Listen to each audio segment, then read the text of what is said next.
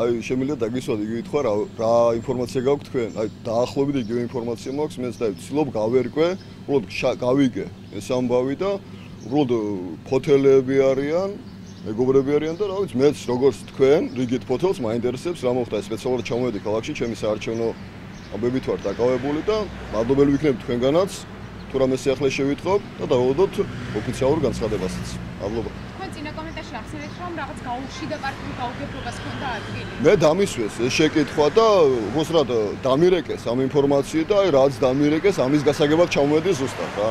არის თორე მე მგონი არაფერი ჩვეულებრივი მეგობრები არიან, მეზობლები არიან უფრო მეტიც და რამდენიც ბავშვობიდან ერთად გავზილები და ხომ მეტი ამ საკითხზე სხვა არაფერი არ ვიცი და ძალიან მინდა რომ მეც გავიგო ისევე როგორც თქვენ. მადლობა. შესაძლოა იყოს რამეში და პარტიული დაპირისპირება?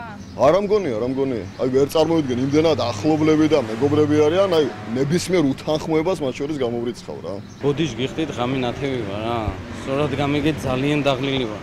ეხა მწუთა შემოვედი, სახშიც არ მისვლა. გასაგებია იყოს რა რაიმე პოლიტიკური არანაირი, რა თქმა უნდა, არანაირი. პოლიტიკასთან საერთოდ არანაირი კავშირი არ აქვს ამას. რა შეიძლება და გამხდარი? არა მარტო პოლიტიკური, არამედ ისეთნაირიც.